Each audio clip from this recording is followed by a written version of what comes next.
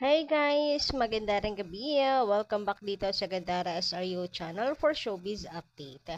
Andito na naman nga po akong muli nagbabalik ang nagmamaganda ninyong kachismosang Kim Pao upang maghatid sa inyo ng latest update and fresh happenings patungkol kay Kim Chiu and Paolo Avellino. And para nga sa gabing ito ang tatalakayin natin at pag-uusapan na syempre ang mga galawan ni Paolo Avellino. Hoy, grabehan ngayon. Pansin nyo ba? Parang si Kim pa nga po yung medyo ilaga. Pero si Paolo talagang pinagsisigawan at handang ipaglaban si Kim Chiu. O, di ba? Bongga. Talaga namang ang Kim Pao po. Na si Paolo Avellino ay totoong-totoong ang nararamdaman para kay Kim Chiu. Alam mo yon, talagang mahal niya si Kim and hindi niya to kinakahiya. Alam mo, hindi niya itatanggi si Kim Chiu. Ngunit subalit tatapwat ay mayroong mga bagay na ikinukonsider.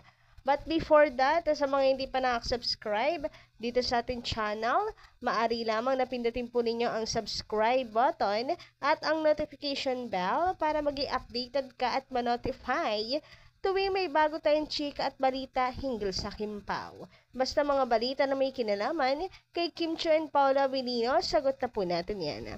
So guys, sino po dito ang still lunod na lunod pa rin sa mga paayuda? Sino dito yung nananatiling nandun pa din, hindi pa rin makaahon sa po ng Kim Pao. Grabehan naman kasi talaga ang daming paayuda. Since si Paolo Avellino sumesegue, may mga pahapyaw. Pero, syempre, basang-basa natin yan. Tayo pa ba? Nasusoko nga natin even yung mga maliliit na detalye.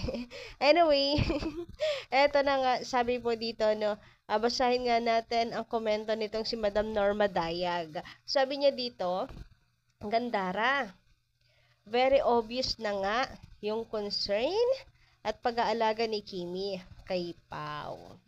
Kaya Pao is consistent to his praise.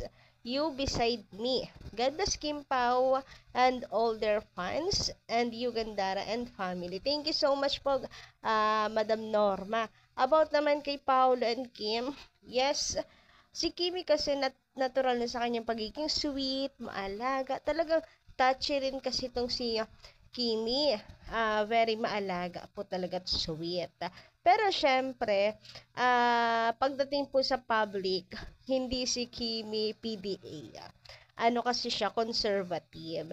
Alam mo yung hindi lang siya eme-eme na conservative. Totoo yung pagiging conservative niya. Even naman sa mga past relationship ni Kim, even po doon na talaga namang conservative si Kimi, hindi siya PDA na magpapakiss sa harap ng maraming tao, ganyan.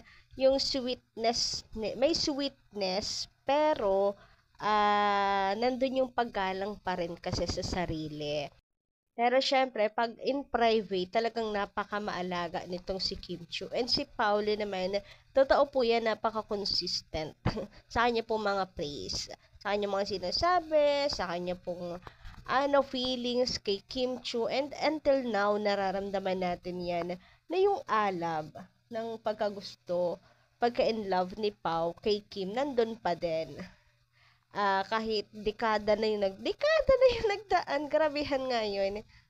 Kaya naman, perfect match talaga po ang Kim Pao. Si Kim ay para kay Pao and si Pao ay para kay Kim. Kumbaga guys, ay nakalaan po sila sa isa't isa. Alam niyo yun, napakaswerte nila sa isa't isa, ganon. Samantala, sabi naman dito ni Kao Mori, unawain na lang natin ang mga taong yan kasi baka nakaligtaan uminom ng gamot nila. Kaya sinumpong sila. Oo nga, biruin mo ba naman? May panibago na naman po silang pang-aatake. Bukod sa bayaran daw tayo, binabayaran tayo ni Kim and Paolo galing sa mismong bulsa ni Kim and Pao para lang daw may mga umattend sa event, may mga ganyan. Grabe yung utak nila, no? Mas malala pa sa mga dilulo natin. OMG, grabehan yun. Meron na namang bago. Pinsaan, nanggagamit naman daw tayo ng pangalan ng iba, ng mga sikat para lang mahila natin pataas ang Kim Pao at pag-usapan yung moving paparating. Grabe yun. Kim Pao pa talaga. Even hindi po mag-drag ng pangalan ang Kim Pao, ang mga Kim Pao fans, talagang kayang-kaya ni Kim and Paolo na ipa-blockbuster yung movie sa dami ba naman ng kanilang fans. Hindi sa nagyayabang. Pero kung ang reference natin ay ang mga nagdaang project ni Kim and Paolo, abay hindi malabo na magba-blockbuster yan. And sinasamahan of course namin yan ng manifestation and panalangin na pagkaloob po ng Panginoon. Pero alam niyo naman, hindi naman po titigil ang mga yan kahit po barahin natin ng barahin at sagutin ng sagutin. Kasi hanggat may project ang Kim Pao, hanggat natatabunan yung ibang artist sa kasikatan nila ay meron pong magdinega. Hindi lang po yung kabilang kampo, yung iba din. Kasi ganyan talaga naman sa industriya. Huy, hindi naman na po yan bago. And alam rin naman po natin na darating din po tayo sa matumal na sitwasyon. Kaya ngayon na talaga naman pong nasa rurok ng tagumpay si Kim and Paolo, kaya sinusulit din po nila ito. Kaya tayo rin sulitin din po natin yung pagkakataon na to. So kung meron kayong mga chance pumunta sa mga event ng Kim Pao, go na! Samantala, dumako naman tayo sa mainit nating chika para sa gabing ito. So, eto nga po, yung tungkol sa pagsugal sa pag-ibig. Abawa, bukod pala sa pagtingin niya pa kay Kim Chiu, guys, abay may napansin pa ang mga fans na magpagturo pa talaga ni Paolo kay Kim and sinabing sa kanya, kay Kim daw, susugal si Paolo Avellino. Ay, di ba bongga? Pinagsisigawan na talaga ni Paolo. Kaya na niyang ipaglaban si Kim Chiu. Pero, based naman kay Kimi, parang siya yung medyo ilang at parang ayaw pa na siguro for some reason. Kasi 'di ba, yung sinabi ni Paolo, yung nagustuhan ko sa iyo, sabi ni Kimi, tama na. Tama na, yung parang gano'n. Hanggang dun lang. So, ano pa si Kim? Parang siya pa yung hindi ready. Pero si Paolo Avellino nire-respect and ready siya anytime. Ipaglaban na si Kim Chiu at ipagsigawan. Kasi si Kimi ay deserve po talaga namang maipagmalaki. Ako nga naman, ako yung nagustuhan ko sa'yo. Baka mag-disappear po tayo! Nawisan ako dun. Hanggang doon na lang. O, diba, merong pagpigil si Kimi, sabi niya kay Pao, hanggang doon na lang. Baka kasi magsalita pa si Paolo Avellino, ituloy-tuloy ba naman, i-press con ba naman yung pag-amin sa relationship. Hoy, grabehan talaga naman yun makapag-conclude. Pero ayun, pansin ko talaga yun na si Kim, may pagpigil kay Pao, hanggang doon na lang. Ramdam siguro ni Kim na may sasabihin pa si Pao.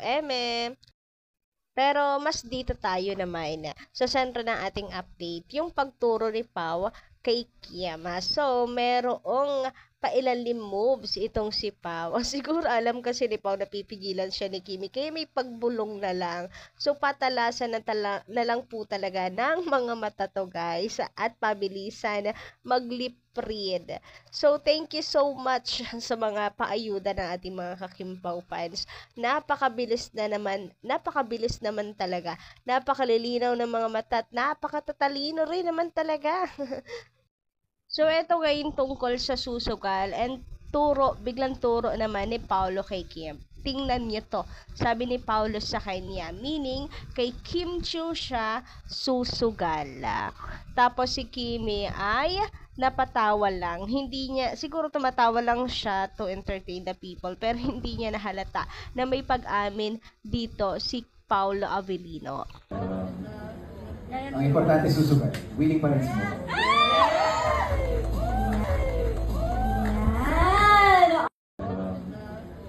Ang importante susugal. Willing pa rin sumugal.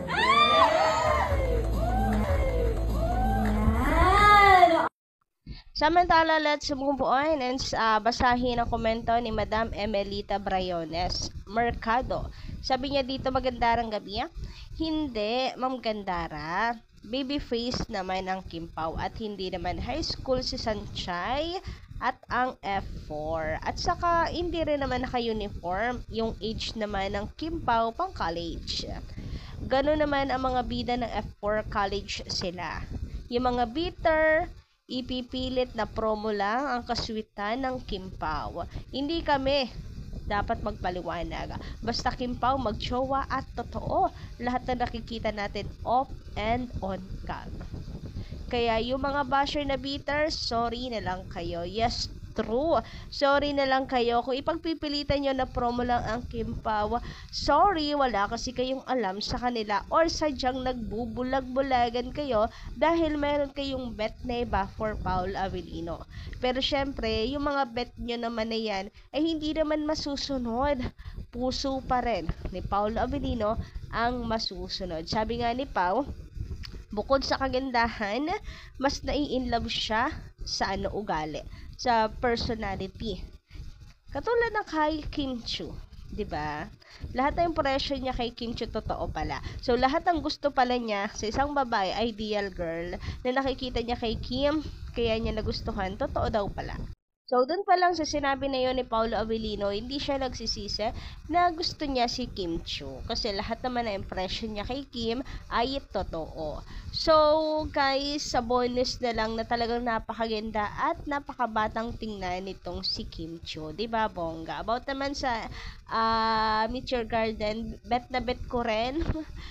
Pero wala tayong magagawa dyan kung mayroon pong iba na magdi-disagree dahil hindi naman po natin hawak at hindi naman tayo pare-parehas ng opinion. So, ayun, napakalaking project naman kasi talaga na Meet Your Gardens kung sakasakali na magkakaroon ng adaptation.